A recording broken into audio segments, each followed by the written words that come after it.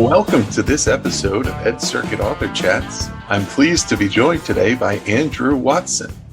Andrew has been teaching since 1988, studying brains since 2008, and combining those fields since 2012, and he writes frequently on memory, attention, and motivation. Andrew's new book, The Goldilocks Map, offers a practical quest map to help teachers discover the just right balance when evaluating what research-based practices to accept or reject. Andrew, thank you for joining me. Oh, thanks. I'm very excited to be here today. And yeah, we're excited to have you and to really dig into this book and kind of to kick us off. What you write about with education research, you're basically defining the Goldilocks Zone there as finding that right balance of openness to new ideas versus respect for expertise. In other words, thinking critically about the information that we're receiving to make sure the research is actually valid. I'm wondering, based on your experience with peers, colleagues, educators you work with, where do you think most teachers right now tend to fall kind of on that spectrum? Overly skeptical, not skeptical enough? Wow, I have never thought of this as an average question before.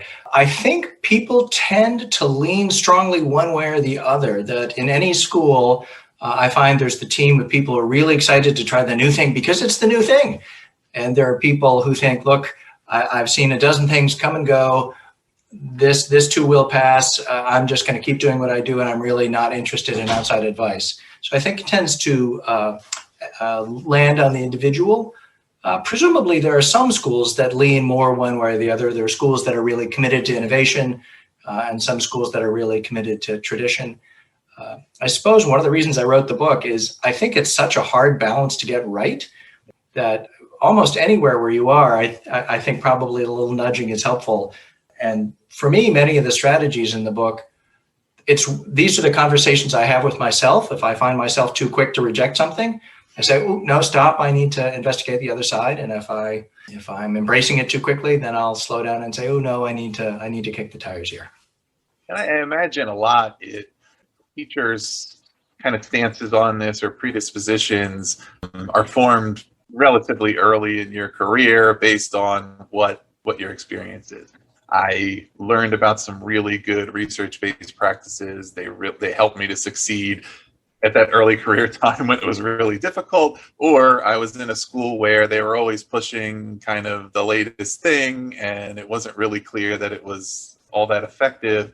And now I'm a little skeptical to start. I mean, do you remember in your own career, is there any particular research-based practice, maybe something you still use now that you were kind of initially inclined to, reject or at least look at a little skeptically, and later you found it to be valuable after you looked into it? That's a fun question. So many years ago, I worked at a summer school, and the very first day of faculty meetings, the department head said, "So I just want to reconfirm that we're all committed to using the Harkness method here." And I said, "Interesting, I've never heard of the Harkness method, so I'm open, tell me about it." And I suppose in brief, the Harkness method is a chance, as much as possible, let the students do the conversation. And it's the teacher's job as much as possible to stand back and do a little facilitating, but the conversation is primarily among the students. So that, for me, was quite an abrupt shift. That was not the way I had done things. So I went into that summer quite skeptical, quite hesitant, quite frankly frustrated. And I found, because the students spent all summer being trained in that, they actually got pretty good at it. I would say these days, over the years, I've done a lot of Harkness teaching. I don't know that anyone's ever researched it, so it certainly isn't a research-based practice.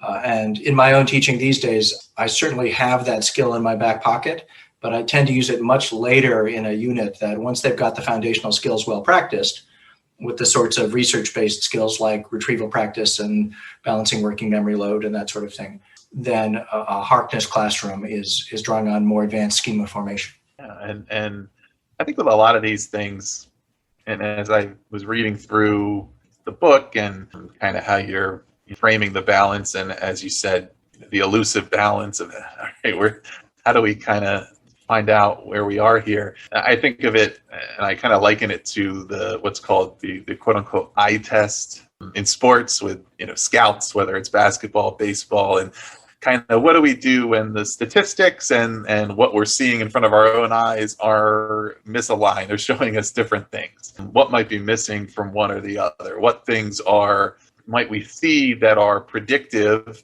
of where the potential is that hasn't been borne out yet? Or sometimes maybe with research, this really does apply very accurately to 80% of kids, but not for this student over here. There's something different happening. I mean, what are some of the situations? One, how do we approach that balance and think about, okay, I kind of need to synthesize my own experience, what I can see, what I know about my own students with what I know about research, and then also what are those situations where the teachers should trust their gut and say, I believe that research, I think it's good. It's not about that. I'm not rejecting it. However, what I'm seeing right now with my student or students is I'm confident that I know what to do. That's a big set of questions you just asked, isn't it? One of the fun challenges we've got here is what we're trying to do is bring at least 3 disciplines together in conversation. We want experts in psychology talking with experts in neuroscience, talking with experts in teaching, and we call them teachers. And all 3 of those groups have their own very important expertise, and we all speak very different languages, and we often have different perspectives. So the challenge isn't simply that we sometimes disagree about things. The challenge is we have profoundly different professional sets of experience. We have profoundly different sets of professional priorities. I went to a really interesting conference once for psychologists and teachers where they asked a question: when you go to work every day, how long do you think it's appropriate to wait to see results? What's your time frame to get a result? And for a teacher, the answer to that question is this class. 45 minutes from now, I want my students to know something or be better at something that they didn't know. And if you're doing a psychology study, the answer is a couple of years, maybe, that from when I start to when that gets published, years go by. So we come into this process with very different ways of thinking. One example of why this can be so challenging, there's a really interesting research pool, and there's a really good summary essay about this by a scholar named Nick Soderstrom. And what he finds is that teaching practices that help you do well right away, that help you quote unquote perform, don't actually help you learn something best in the long term. So if my goal is for you to do really well at the end of class, I would teach it one way. If my goal is for you to know this 3 months from now, I would do it a different way. And what that means is a teacher's instincts. What I'm focused on is what can you do at the end of the class? But of course, our research insights suggest that's the wrong question. The answer is we should be thinking with a different time frame. And that's one of the reasons that psychologists and teachers can sometimes struggle to think together about how to solve problems correctly. If I do it the way that research says I should do it, my students won't do so well right now, but they will do better 2 weeks from now and 2 months from now. And it's hard for us to see that because it's not what we see every day. And that sounds very much like a culture that can be made or broken by school leadership in a lot of ways, right? To say, look, we have these practices, there's strong research behind them, but this is what we expect. This isn't a quick fix, it's not immediate, but let's give these a try, let's stick with them, and let's understand that it's a process. Versus if the leadership perhaps says, well, I want you to do these things just because, or they're not really communicative about what expectations are, or that teachers know they're supported to kind of stick it out when it doesn't look like it's working. It's impossible to have buy-in, right? How could you possibly stick with something if you, even if you know that maybe this eventually will kind of break through here, but I'm not seeing it yet, and I feel like there's an assessment coming up, there's something going on, being evaluated poorly, or whatever the case may be.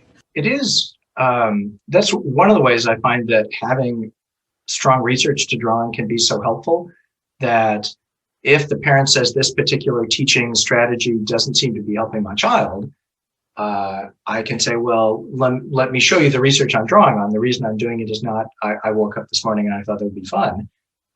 Actually, we've got good retrieval practice research showing how effective that can be. One point going, a fuller answer to a question you asked before is, whenever we rely on research, we're always looking at averages.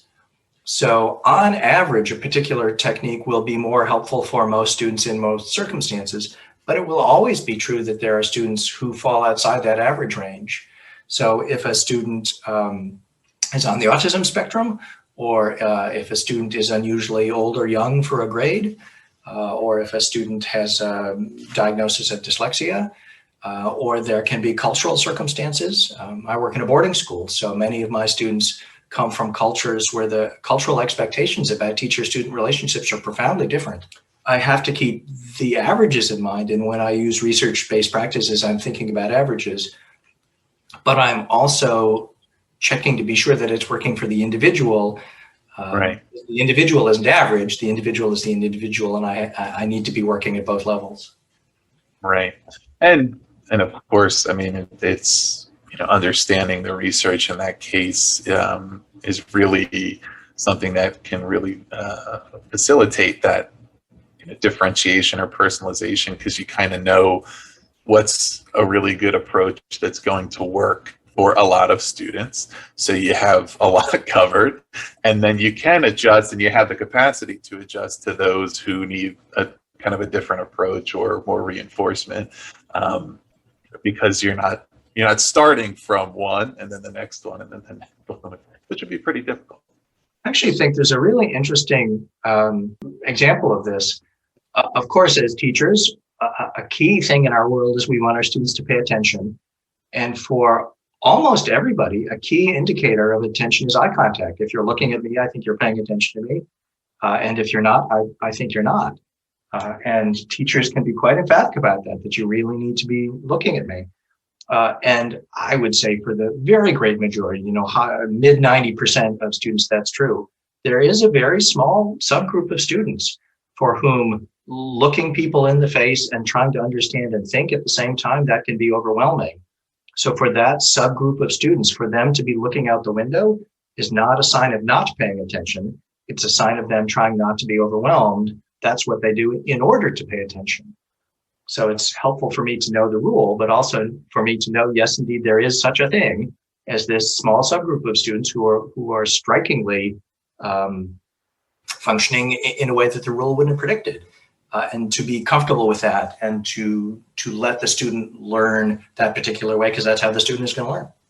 Right. Yeah, that is extremely important. So I'm going to shift specifically to the book here for a second, and then because the way you lay out the book and present the information is you take a really unique approach to presenting it as a quest-like journey, not your typical PD kind of writing. And I think it would be really worthwhile if you explain to the listeners how the book is laid out in that quest-like fashion, and if there's anything in particular that inspired you to write it that way. So yes, as you say, it's organized as a quest, that the quest begins when someone comes into our school and says, oh, look, I've got this shiny magical object, and you should use the shiny magical object. And the quest is for us to go investigate and see whether or not, is it true that this magical object, will my students learn more if they learn this way? Are flipped classrooms really a beneficial thing? Is spacing really better than massing when it comes to practice? How much does exercise benefit learning? People come and tell us these things. How much should we believe them? Is cold calling good or bad? So we set out on this quest, and there's the first adventure where you try and you ask what the research is, and the second adventure is you go find the research, and so forth.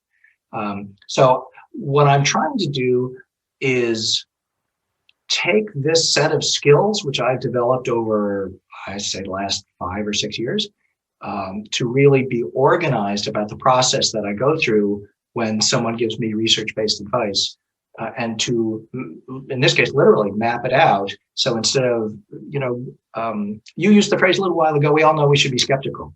So of course it's good advice to be skeptical, but how do you do that?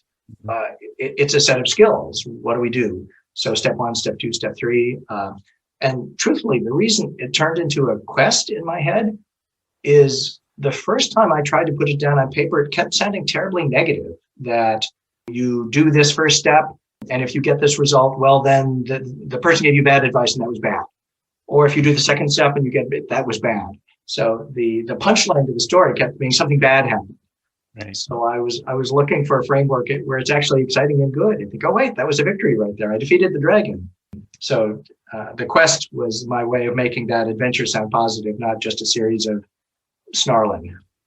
I think that's well done. And then, of course, one of the challenges, I guess, an educator may encounter along their quest is that despite the healthy skepticism that many have, there still are a lot of those fads that either are based on faulty science, or perhaps more often there's good research that's misinterpreted and misrepresented, or that is much more complex and nuanced than whatever the popular representation of it becomes. From your observation, how do those types of fads gain traction, and why do they persist? How do they gain traction? I think teachers are, by and large, an optimistic bunch, and the teaching profession is ultimately an optimistic way of seeing the world. That, I read once that the best gardeners are the people who plant trees because they never get to see the final result of what they planted. Teachers are like gardeners that I don't know. I just today finished teaching my sophomores. I don't know how those sophomores are going to turn out as readers and writers and thinkers. But I hope they have more skills now than they used to. So it's at its root a fundamentally optimistic pursuit. And at the same time, we're aware it's not going as well as it could. Like, we're optimistic, but it's still not quite working. So we're always looking for that thing. Maybe this will help. Maybe this will help. Maybe this will help. So I think that's the questing energy that gets us started to find the next thing. And then, unsurprisingly, that energy gets institutionalized. It turns into books, it turns into conferences, it turns into societies, it turns into people who have really dedicated themselves to this, and that generates its own inertia and just keeps going. Something like, let's say, learning styles, which was a very popular, quote unquote, research-based idea starting decades ago now. I think the reason that particular myth is so popular, and let me pause and underline that, we simply don't have good research to suggest that learning styles theory is correct. There are a great many of them. We don't have research to support them. But it does help explain to teachers, why are my students so different? We all see that, so it has great explanatory power. Or it has potential explanatory power. It just turns out its explanation doesn't yield the results that we'd like it to yield. So, maybe a particular author is more eloquent at explaining their research, despite whether or not how strong the research is. That could make sense in a lot of cases. I could also see a variety of other instances where there's not always necessarily an alignment between, I would say, appreciation for the research with interest in it. I can acknowledge and appreciate that research is really valuable, but not be individually specifically interested in it. Therefore, I might not dig as super deep. I might say, oh, this sounds pretty good. This seems to work, and that's good enough for me. Or again, a major factor is time to spend on it, to investigate, to do that reading, to, where are we spending our professional development allocations in schools, particularly in the U.S. As you know, as we think about educators in different countries that are doing things differently, but is there enough time designated to say, look, this is the approach that we are going to take in our school because I, as the principal or the curriculum director or whomever, believe that this is going to be effective for our students. However, I want each of you as teachers to have the time to really investigate it yourselves so you really understand it, you know how it's supposed to work, you don't just have the surface level explanation, and it's not because I said so. I mean, do you think that we're missing something in that area? Is there enough importance placed, I guess, on saying that just because I, in my decision maker role, may be the one who determined that this is a practice we're going to implement, I still believe that it's important that everybody on the faculty has enough time to really deeply understand it themselves? Yeah, so part of my answer to that question, in addition to being a classroom teacher, I was a dean of faculty for a few years. And so from that experience, in my experience working with teachers, there will be plenty of teachers who say, okay, I'll hear what you're suggesting, but I do want you to dig deep. I do want you to explore the specifics with me. I need to know more than just you should do this. You know, we're all going to do cold calling now. Well, why are we doing cold calling? I need some exploration. And plenty of others will just say, okay, you told me, I don't need the graphs. I don't need the charts. I don't need the data tables. You've told me what to do. You've shown me how to do it. I'm good. Let me go plan my lessons. And again, there will be some who say, I've been teaching for 20 years. I know how to teach. Thank you for your advice. I'm going to keep doing what I do. So I don't know that there's a blanket answer to that question. I think each school and each school culture will approach that in the way that works in that very local teaching context. Great. And so on a completely different topic, but not on a different topic from the Goldilocks zone, but on a different topic from teaching. So you spent a year managing a Beatles tribute band in Prague. So my question is, what is the Goldilocks zone? What is just right for a tribute band? I mean, you're going to have quite a variance, quite a spectrum there. But you have noted expertise in this. How would you define that? So let me tell you a story behind managing a Beatles tribute band in Prague. So you may remember there used to be a thing called the Berlin Wall, and then the Berlin Wall fell. And I was living in Hartford, Connecticut when the Berlin Wall fell, and I thought, the world is changing. My whole geopolitical reality is changing. So immediately after, I moved to Prague, and I lived there for a year. And I worked in a foundation, helping them run educational programs. And mostly I was there to watch history happen. And at the time in Prague, sort of doing anything in public was radical. There was a guy at the base of Wenceslas Square who'd shine your shoes. And, you know, being the shoe shine boy was very exciting. And there was a sword swallower, and there were all sorts of things happening on the street. It was a whole new culture that was new at the time. And one of the most popular acts was a group of 15-year-old kids who played Beatles songs. So the tourists loved them. They were wonderful, but they didn't speak any English. So they listened to the Beatles enough to know the songs, but they didn't really understand what they were saying. And entirely by accident, somebody found out I was an English teacher and asked me if I would teach them English. So I spent a couple months teaching them English. And then after a lot of solemn thought, they asked me if I would be their manager. And I said, what does it mean that you want me to be your manager? And they talked about it for a little while, and they came back and they said, well, you'd help us carry our equipment. And I said, sure, I can do that. So my experience managing a Beatles tribute band in Prague was I helped them carry their equipment. So the Goldilocks zone of that is being sure that the young kids are carrying the heavy things and I'm carrying the light things. That was the Goldilocks zone. Well, it's good exercise nonetheless. Some people go backpacking through Europe, and some carry a guitar, right? I mean, Well, and here's what it was. Because they didn't speak any English, that means I had to speak Czech. And everywhere else where I went, everybody spoke English, but then I could speak Czech. So the way I learned, I used to be fluent in Czech. And the way I got there was I hung out with people who didn't speak English, so I had to learn. So it was a great experience, although my Czech is a little young and slangy because they were all high school students. I mean, it sounds, I think must have been a tremendous experience. And I got to imagine that, traveling for that length of time and being immersed in a different culture for a significant period for an entire year, it influences the way you think about everything for the rest of your life, really. And who knows how it underlies all of these ideas here. Yeah, as you say, it was a life-changing experience, and especially at the time, this was 1989. So the idea that Europeans loved Americans was very, very strange to me.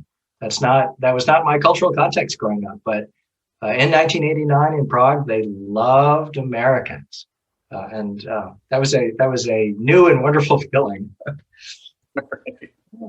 Yeah, see, those are good times. So, Andrew, it's been great having you here on the show. Before we wrap up, given the nature of what you cover in the book and the conversation we've had here, wanted to ask, are there any other authors you'd recommend, others that you feel are particularly good at presenting useful ideas around evaluating research, or maybe it could be somebody who writes a blog or a book author, whoever, but others that you would recommend that people check out?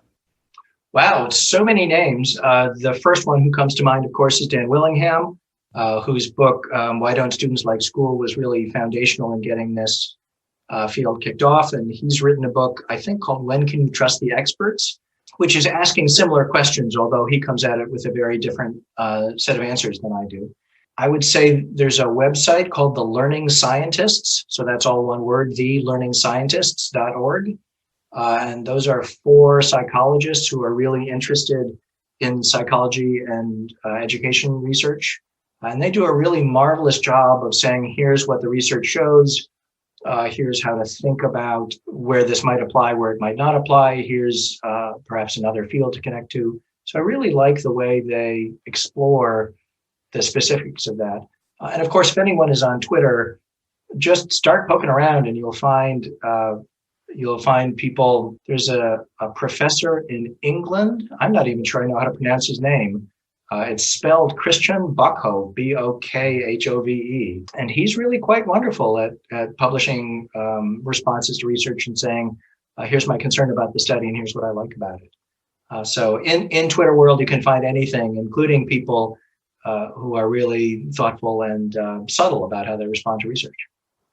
Yeah, those are great recommendations. Thank you again, Andrew, for bringing a number of, I think, new and really interesting and important ideas to our Authro Chats listeners.